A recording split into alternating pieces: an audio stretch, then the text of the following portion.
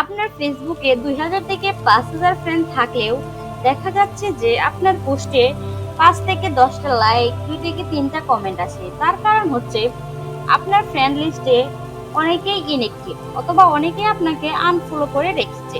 তো এই সকল ফ্রেন্ডগুলো আপনার কোনো কাজে আসছে না, বরং এই টাইপের ফ্রেন্ডগুলো আপনার বিরক্তির কারণ হয়ে দাঁড়াচ্ছে। সো আপনি চাইলে বের করে ফেলতে পারেন যে কোন ফ্রেন্ডগুলো ইনঅ্যাক্টিভ, কোন ফ্রেন্ডগুলো আপনার পোস্টের সাথে কানেক্টেড না। যারা আপনাকে আনফলো করে রেখেছে, এই ফ্রেন্ডগুলোকে আপনি কিভাবে ইজিলি রিমুভ করতে পারবেন তা নিয়ে আলোচনা করব মিসেস মেন্টরসের এই পর্বে। আপনি যদি মিসেস মেন্টরস চ্যানেলে নতুন হয়ে থাকেন তাহলে অনুরোধ করব চ্যানেলটিকে সাবস্ক্রাইব করে পাশে থাকা বেল আইকনটিতে ক্লিক করুন।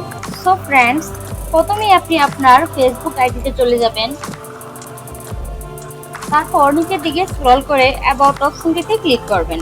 আপনার প্রোফাইলে যদি প্রফেশনাল মোড অন করা থাকে তাহলে আপনি অ্যাবাউট অপশনটি দেখতে পাবেন, আর যদি প্রফেশনাল মোড অন করা না থাকে তাহলে আপনি পোস্ট অপশনটিতে ক্লিক করবেন। আমার প্রোফাইলে যেহেতু প্রফেশনাল মোড অন করা, তাই আমি অ্যাবাউট অপশনটিতে ক্লিক করলাম। তারপর নিচের দিকে স্ক্রল করে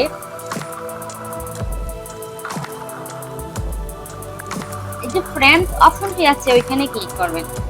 ক্লিক করার পর এখানে যে এই যে ম্যানেজ অপশনটি আছে ওইখানে ক্লিক করবেন।